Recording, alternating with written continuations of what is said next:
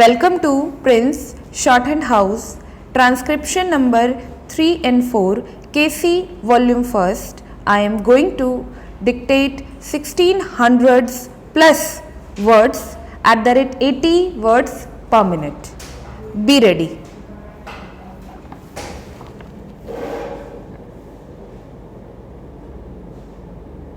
Start. I am thankful to you for having given me this opportunity, long last, to say a few words on the budget. Already much has been said, and I think the Finance Minister has come in for his share of congratulations as well as criticisms. So, there is not very much to say, but I should like to say a few words. The increased development expenditure and the absence of any new taxation has earned for the budget a good response even from the businessmen. I especially welcome the relief given to the middle classes by raising the exemption limit of income tax in respect of personal income. No doubt this is some relief to the middle classes, but I would request the Finance Minister if he could to raise this exemption limit from rupees 40,000 to rupees 60,000, as that would give a substantial relief to the middle classes. I am indeed glad that the Taxation Enquiry Commission has been appointed with Dr. John Mathai as the chairman, and I am sure that many of the vexed problems may be solved through this commission. At the same time, I would request the Finance Minister to put off the estate duty bill for the present, since this enquiry commission has been appointed and they may go into this question. For I feel that it is not an opportune moment to put on more taxes on the people. Already, as Mr. Gadgil has pointed out, there are so many taxes on the people. The people are overburdened by taxes and they are just trying to recover their stability. So, in regard to estate duty, I would ask him to consider about it. My reason for asking it to be postponed is, as I have said, that the people are still facing economic distress.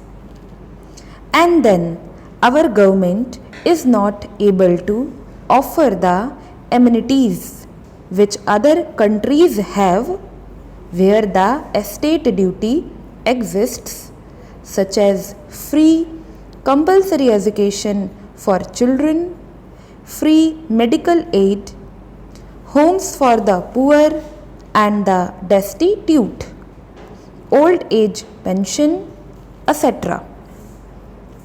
So, my humble suggestion is that this point may be considered by the Taxation Enquiry Commission. I agree that there is a brighter side of the picture, and that instead of continually harping on our poverty, we should also see the bright side. We are making encouraging progress towards laying the foundation of a welfare state. With the cooperation of all and the implementation of the 5-year plan, I am sure, sir, that we should be able to lay the foundations and fulfill the dreams of India. It is indeed encouraging to know from the Finance Minister that there is a tendency of lowering food prices all over the world, and in that case the prices in our country too would be lowered. Regarding defense, the obvious security reasons, I do not agree with my friends who say that the expenditure should be curtailed. It is not advisable to take any undue risks and slacken the defense arrangements. Indeed, defense is one of our valuable assets, although strange to say, there seems to be adverse opinion in some quarters. I agree with what General Kariyappa once said, that God and army are remembered only when there is trouble. The army consists of the most disciplined and loyal set of young men.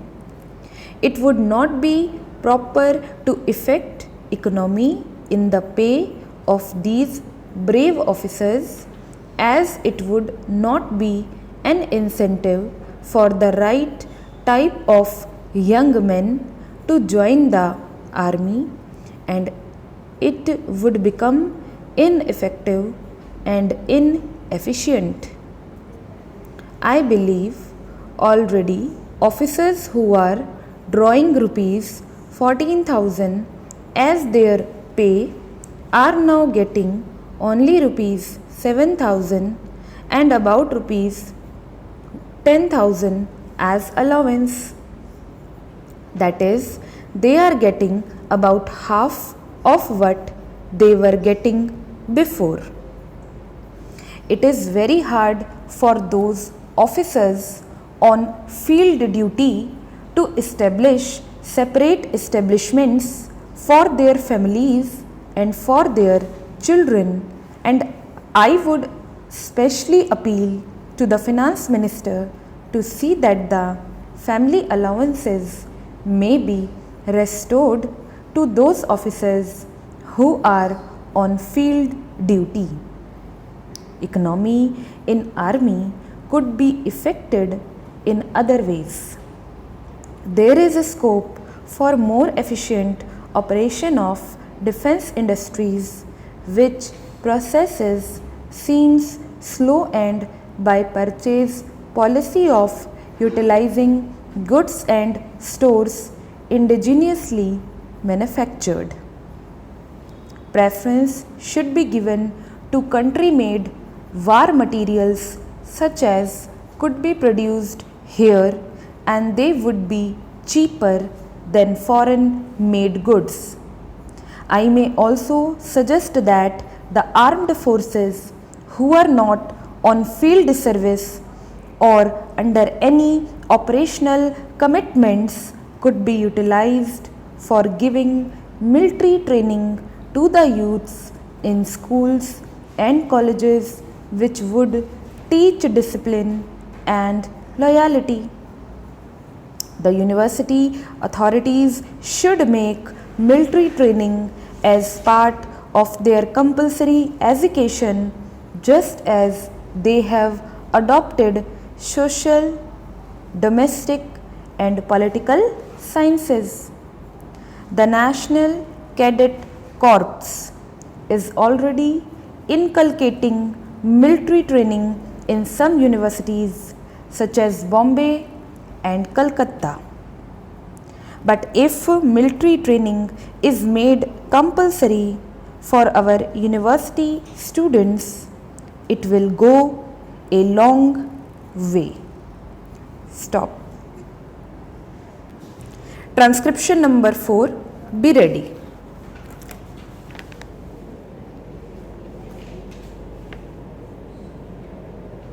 Start. Sir, the Essential Commodities Act was passed 5 years ago, and when the minister yesterday came with an amending bill, we expected that he would give us a brief report on the working of this measure for the last few years. But unfortunately, we are kept in the dark in regard to the exact working of the Act and the nature of the difficulties the minister is facing. Sir, as far as I know, many of the provisions of this enactment have been observed more in violation by his agents at the state level. The food minister may be very earnest, may be very able, and may be very anxious to see that the various provisions of the Act are implemented in the most effective manner at the state level, but unfortunately his agents at the state level are not equally enthusiastic or equally anxious to observe the provisions of this enactment.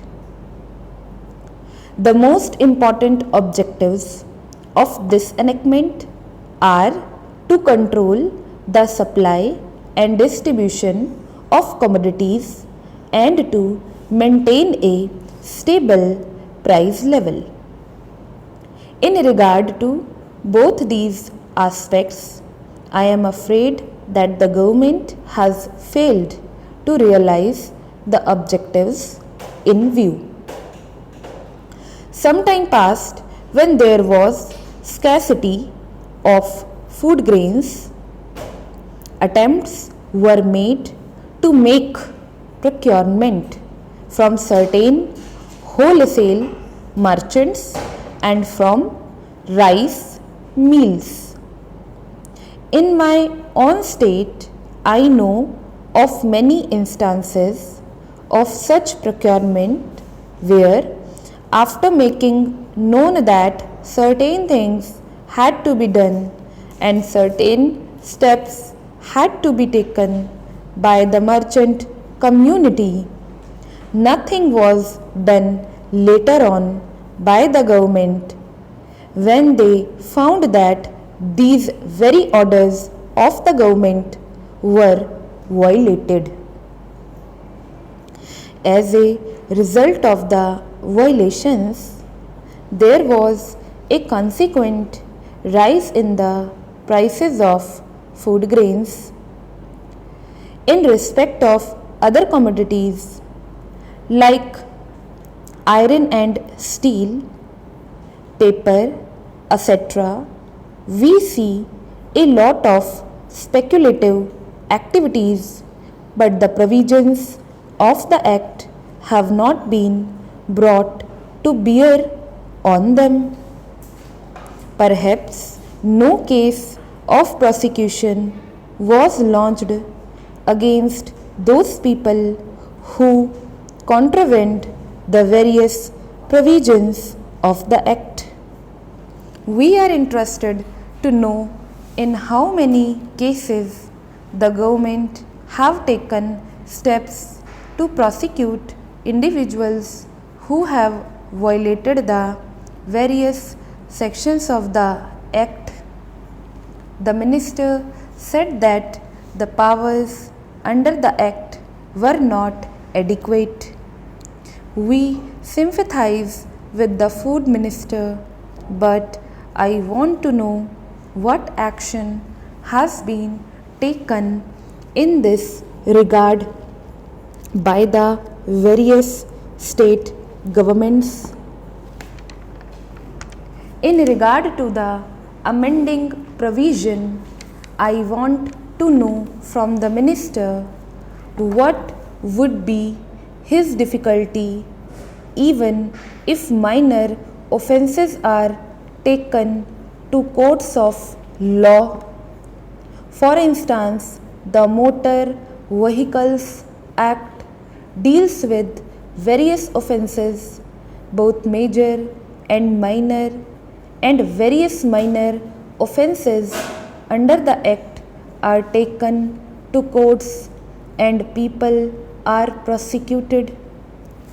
What is the difficulty in taking these cases of a minor nature to courts of law? There, the people will have some safety that they will get a hearing, and if the offences are really offences, then they would be prosecuted. Otherwise, they will be acquitted.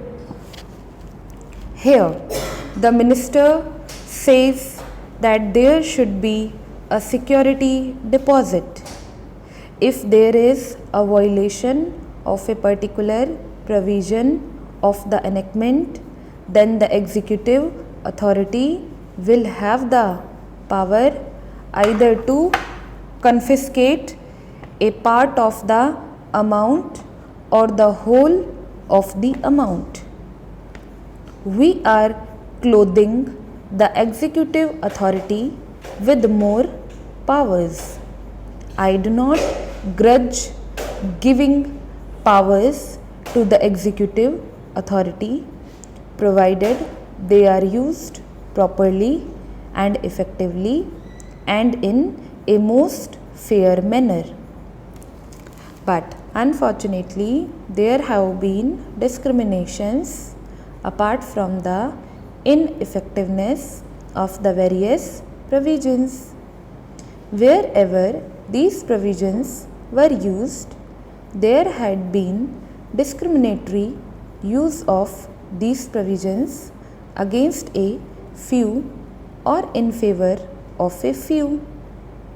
Normally, when officers are clothed with more powers, there is large scope for corruption. I feel that it would be desirable to avoid such malpractices, and it would be desirable, I think, that even for minor offences, the parties should have a chance to defend their actions.